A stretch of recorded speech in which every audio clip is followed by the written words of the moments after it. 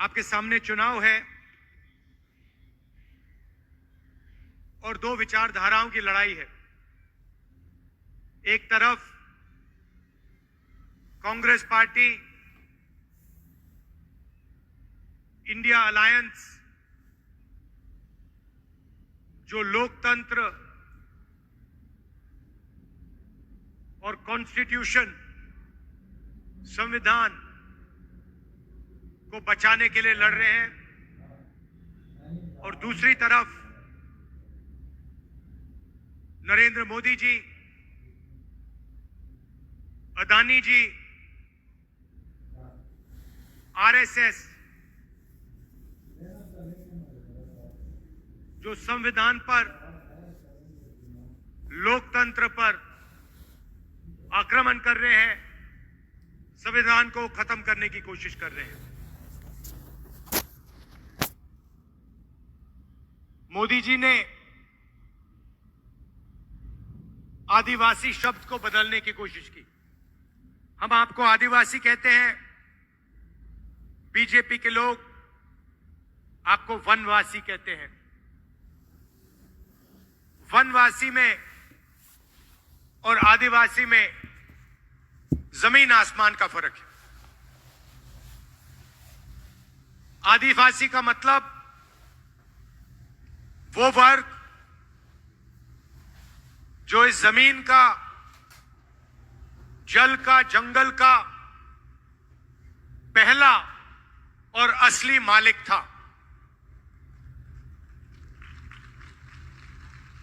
मतलब जब हिंदुस्तान में कोई और नहीं था तो आदिवासी यहां रहते थे। जंगल उनका, जमीन उनकी, जल उनका। यह है आदिवासी शब्द का मतलब। और जो लोग आपको आदिवासी कहते हैं वो इस बात को मानते हैं कि हिंदुस्तान के जल, जंगल और जमीन पर आपका हक बनता है और पहला आपका हक बनता है। जो आदिवासी कहते हैं वो आपके धर्म, आपकी भाषाओं, आपके जीने का तरीका, आपके इतिहास का आदर करते हैं, उसकी रक्षा करते हैं। दूसरी तरफ जो आपको वनवासी कहते हैं वो आपको हिंदुस्तान के हकदार नहीं मानते। उनका कहना है कि आप जंगल के निवासी हो, जहां जंगल है वहां आप हो,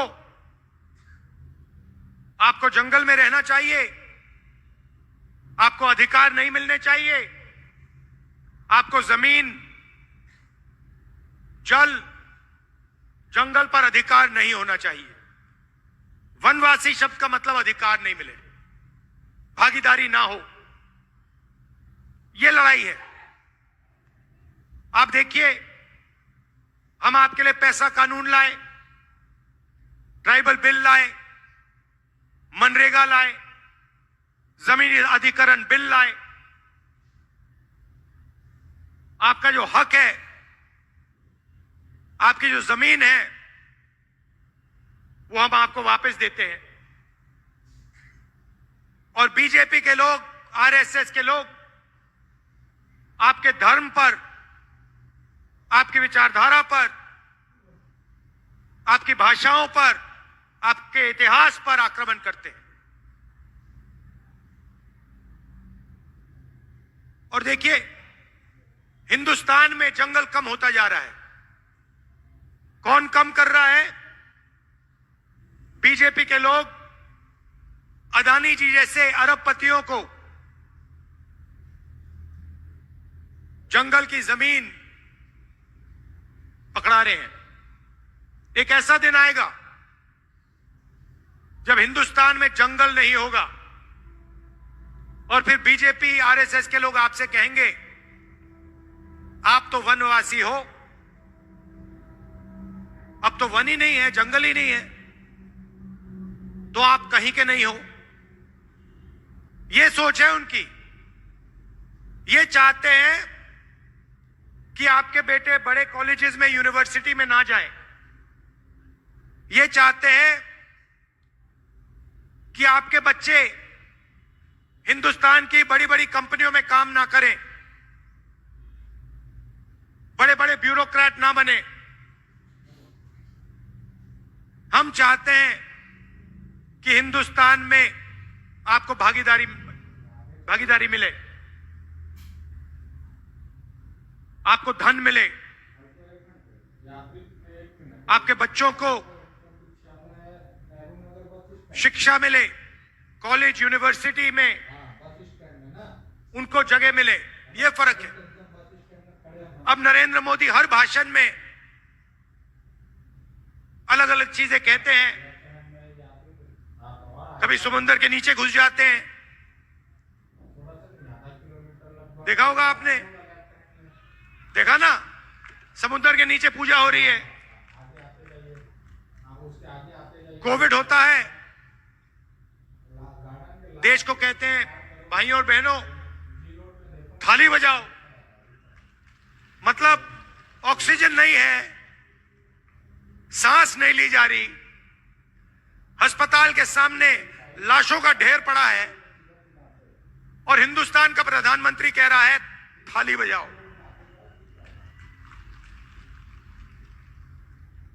उसके बाद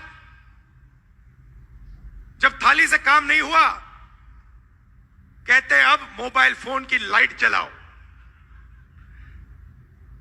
अस्पतालों में बिजली नहीं थी और नरेंद्र मोदी कहते हैं मोबाइल फोन की लाइट जलाओ, और लाखों लोग कोविड के कारण मरे।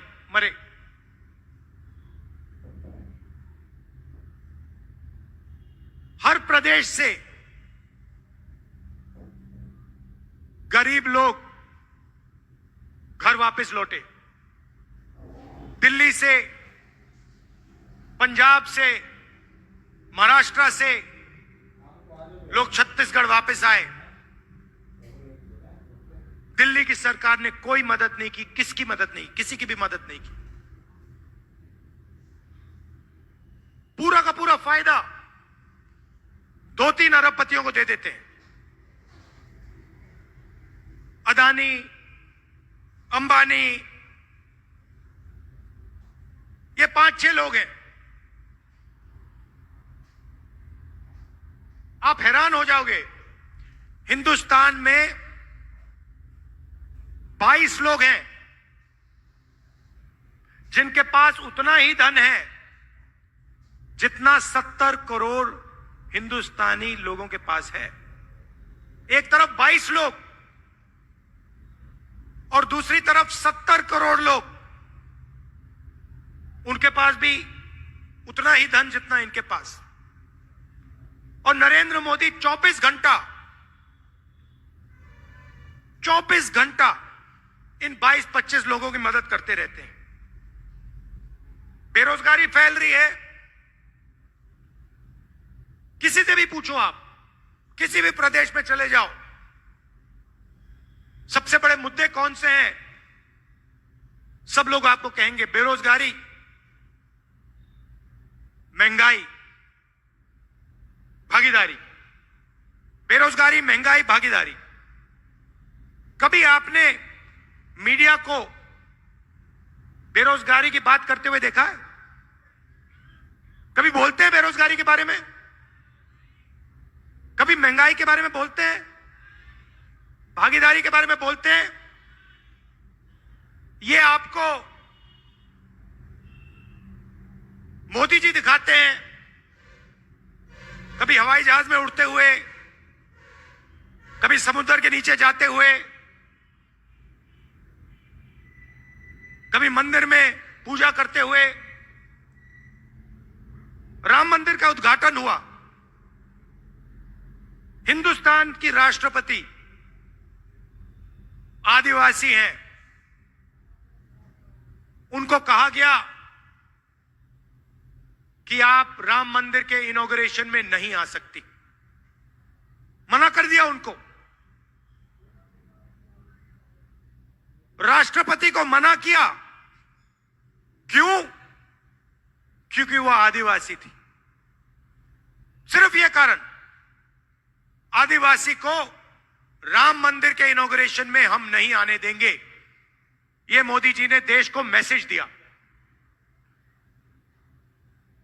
यह इनकी सोच है।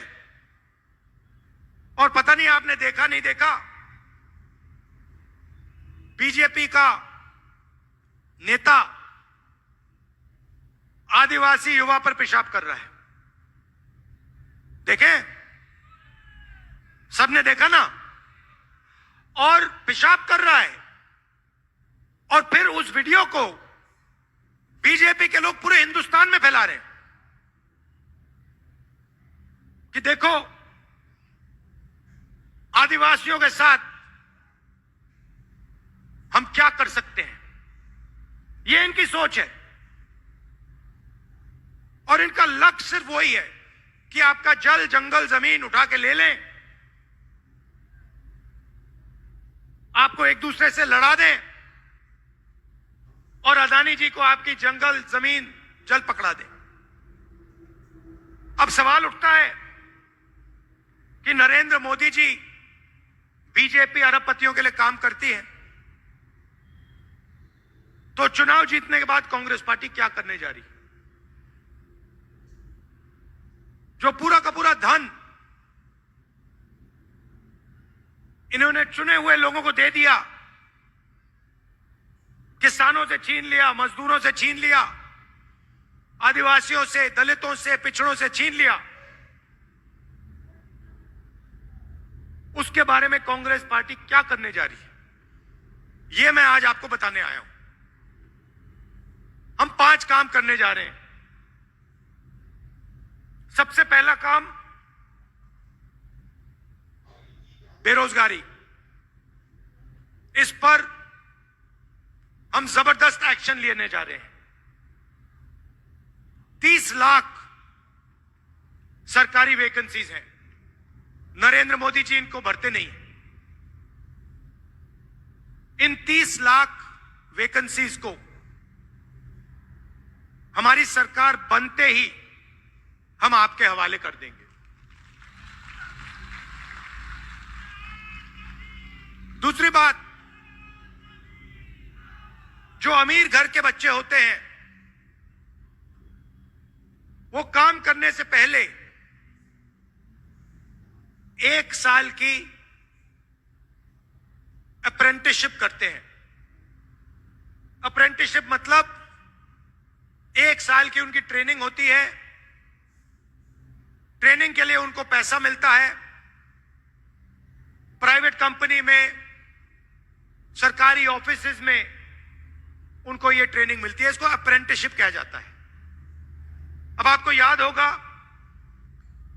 हम आपके लिए मनरेगा लाए थे, रोजगार का अधिकार, जिसके माध्यम से करोड़ों लोगों को फायदा हुआ।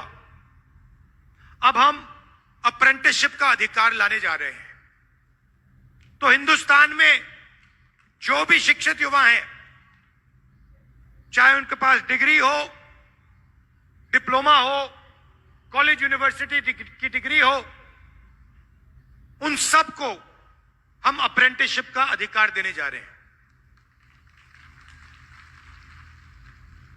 तो होगा क्या?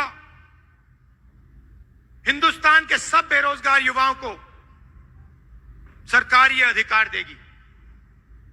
1 साल के लिए प्राइवेट कंपनी में, सरकारी पीएसयूज में, पब्लिक सेक्टर यूनिट्स में, सरकारी ऑफिसेज में हिंदुस्तान के बेरोजगार युवाओं को 1 साल की नौकरी मिलेगी। उसमें उनकी ट्रेनिंग होगी और 1 साल के लिए उनको सीधा बैंक अकाउंट में 1 लाख रुपया दिया जाएगा। उसके बाद अगर उन्होंने अच्छा काम किया तो उन्हीं संस्थाओं में उन्हें पक्की उनकी नौकरी मिलेगी।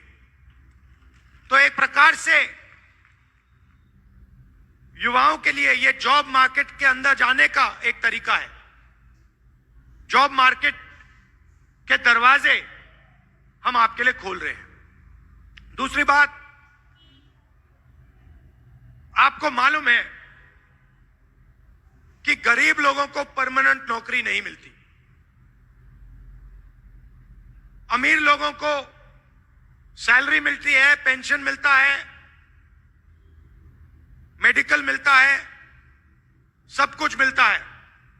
मगर गरीब लोग जब काम करते हैं, या वो मनरेगा में काम करते हैं या फिर ठेकेदारी प्रथा में काम करते हैं, कॉन्ट्रैक्ट पर काम करते हैं, कॉन्ट्रैक्ट लेबर का काम होता है, कभी भी उनको नौकरी से निकाल दिया जा सकता है, एक दिन में उनको निकाला जा सकता है। तो कांग्रेस पार्टी ने निर्णय लिया है कि सरकारी ऑफिसेज में, सरकारी कंपनियों में, पब्लिक सेक्टर में हम ठेकेदारी प्रथा को बंद कर रहे हैं, खत्म कर रहे हैं, रद्द कर रहे हैं। और जब आपको नौकरी मिलेगी, चाहे वो पब्लिक सेक्टर हो, सरकारी ऑफिस हो, आपको परमानेंट नौकरी मिलेगी। आपको ठेकेदारों से नौकरी नहीं मिलने वाली है। नरेंद्र मोदी जी ने 16 लाख करोड़ रुपया उन्हीं 22-25 लोगों का कर्जा माफ किया है। अब आप कहोगे भाई 16 लाख करोड़ रुपया कितना होता है, इतना बड़ा नंबर है। मैं आपको बताता हूं, 24 साल का मनरेगा का पैसा, 24 साल मनरेगा का पैसा नरेंद्र मोदी जी ने 22-25 लोगों का कर्जा माफ किया है। 24 साल का मनरेगा का पैसा उन्होंने उनको पकड़ा दिया है, 22 लोगों को। किसानों का कर्जा कभी माफ नहीं करते। छत्तीसगढ़ में आपको याद होगा, हमने किसानों का कर्जा माफ किया, किसानों को सही दाम दिलवाया, धान के लिए सही दाम दिलवाया।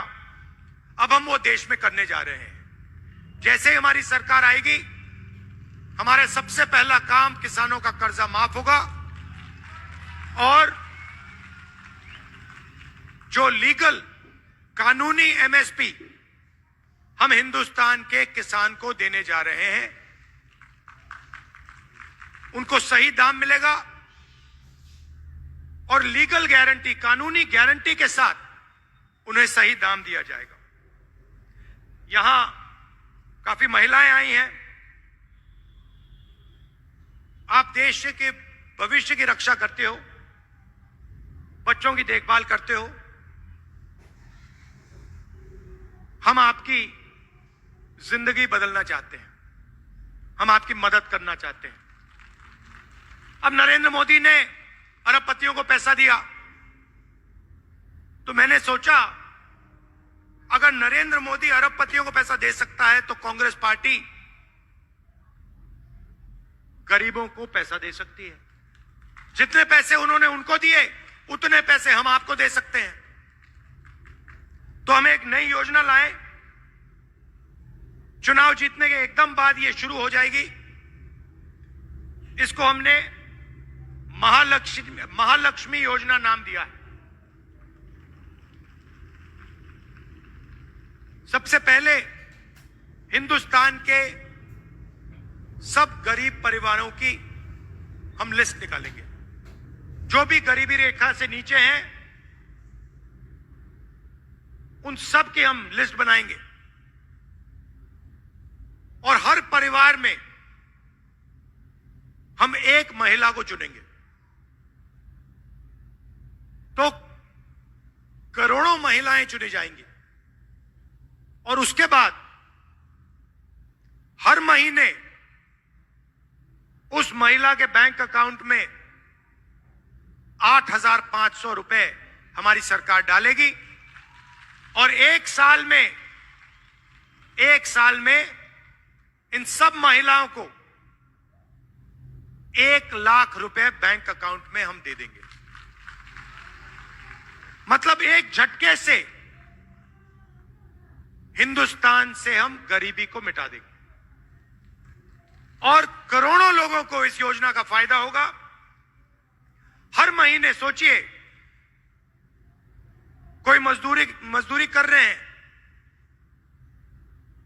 हर महीने उनके बैंक अकाउंट में परिवार के लिए 8,500 रुपए आएंगे, बैंक अकाउंट में आएंगे। एक साल में 1 लाख रुपए, और ये उस दिन तक चलेगा जब तक वो गरीब है। जब तक वो गरीबी रेखा से नीचे है, तब तक हर महीने खटाखट 8,500 रुपए उनके बैंक अकाउंट में हम डालते जाएंगे। महिलाओं को 50% आरक्षण सरकारी नौकरियों में, और जो हमारी आंगनवाड़ी और आशा काम करती हैं, उनकी हम वेज को दुगना करने जा रहे हैं। आज उनको जितना मिलता है, चुनाव के बाद उनको डबल मिलना शुरू हो जाएगा।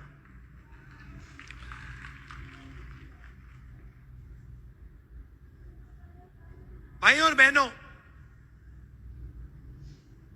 आदिवासियों की आबादी 8% है हिंदुस्तान में, दलितों की 15% है, पिछड़ों की 50% है, गरीब जनरल कास्ट 5% मान लो, माइनॉरिटी 15% मान लो,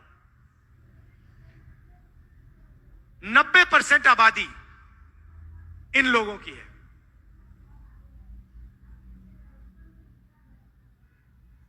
मगर अगर आप सरकार को देखें,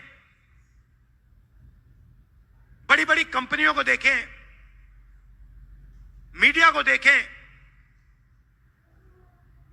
इनकी कहीं भी भागीदारी नहीं है। मैं आपको छोटा सा उदाहरण देता हूं, सारे के सारे आंकड़े मैंने निकाले हैं। आप मीडिया देखते हो, ये एंकर्स हैं, पत्रकार हैं, इनके मालिक हैं। कभी आपने टीवी पे आदिवासी एंकर देखा है? कभी देखा आपने? इनकी लिस्ट मैंने निकाली, इनके मालिकों की लिस्ट निकाली। हिंदुस्तान की सबसे बड़ी मीडिया की कंपनी, मालिकों की लिस्ट में आपको एक पिछड़ा नहीं मिलेगा, एक दलित नहीं मिलेगा, एक आदिवासी नहीं मिलेगा, एक गरीब जनरल कास्ट का नहीं मिलेगा, एक माइनॉरिटी नहीं मिलेगा। वही 3-4% लोग मीडिया को चलाते हैं, वही लोग बड़ी बड़ी कंपनियों को चलाते हैं, वही लोग प्राइवेट अस्पताल चलाते हैं, वही लोग प्राइवेट कॉलेज और यूनिवर्सिटी चलाते हैं, वही लोग फर्टिलाइजर की कंपनी चलाते हैं। दूसरा उदाहरण, हिंदुस्तान की सरकार को 90 अफसर चलाते हैं। हमारा बजट बनता है, जब बांटा जाता है, ये 90 लोग निर्णय लेते हैं। डिफेंस में कितना जाएगा, आदिवासियों को कितना मिलेगा, पिछड़ों को कितना मिलेगा, दलितों को कितना मिलेगा, सड़कों में कितना जाएगा, स्वास्थ्य में, शिक्षा में कितना जाएगा। 90 लोग निर्णय लेते हैं। तो मैंने पता लगाया, 90 में से आदिवासी कितने, दलित कितने, पिछड़े वर्ग के कितने। आप हैरान हो जाओगे। नरेंद्र मोदी जी कहते हैं हम आदिवासियों को भागीदारी देते हैं, पिछड़ों की सरकार चलाते हैं। 90 में से एक अफसर, सिर्फ एक अफसर आदिवासी वर्ग का। अगर हिंदुस्तान के बजट में 100 रुपए खर्च होते हैं, तो आदिवासी अफसर 10 पैसे का निर्णय लेता है। आपकी आबादी 8%, भागीदारी 100 रुपए में से 10 पैसे। दलित 15%, 100 रुपए में से उनके अफसर 1 रुपया का निर्णय लेते हैं। आबादी 15%, 100 रुपए में से 1 रुपया उनका। पिछड़े वर्ग 50% है हिंदुस्तान में, कम से कम, शायद ज्यादा भी हो सकते हैं। उनकी भागीदारी 100 रुपए में से 5 रुपए। तो अगर आप हिंदुस्तान की 90% की आबादी को जोड़ दो, उनके पास 100 रुपए में से 6 रुपए 10 पैसे की भागीदारी है। 90% लोगों के पास 100 रुपए में से 6 रुपए 10 पैसे का निर्णय लेने का अधिकार है। यह है हालत हिंदुस्तान की।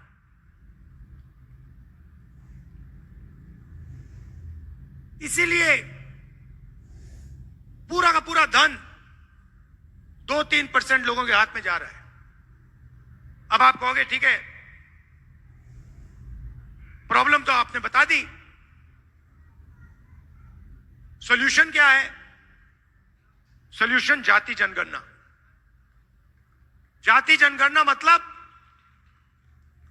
जाति जनगणना के बाद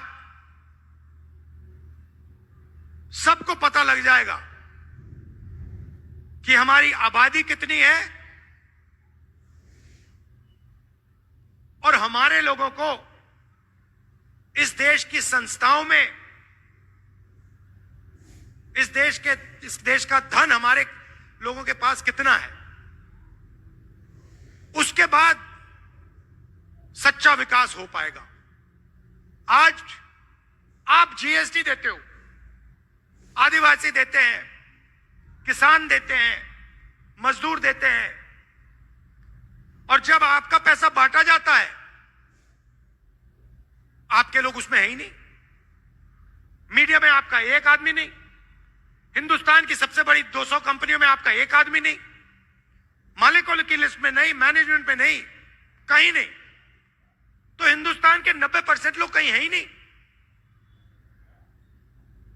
वो कॉन्ट्रैक्ट लेबर से काम कर रहे हैं, मनरेगा का काम कर रहे हैं, और 2-3% लोग मौज कर रहे हैं। तो इसको बदलने का पहला कदम जाति जनगणना है। और ये भी जैसे ही हम चुनाव जीतेंगे, हमारी सरकार आएगी, हम जाति जनगणना आपके लिए कर देंगे। दूध का दूध, पानी का पानी हो जाएगा। यहां हमारे कैंडिडेट हैं लखमा जी, इनको भारी बहुमत से जिताइए, इनको लोकसभा भेजिए, और बाकी जो हमारे कैंडिडेट्स हैं उनकी भी मदद कीजिए, उन सबको भारी बहुमत से जिताइए। आप सबका दिल से बहुत बहुत धन्यवाद। नमस्कार, जय हिंद।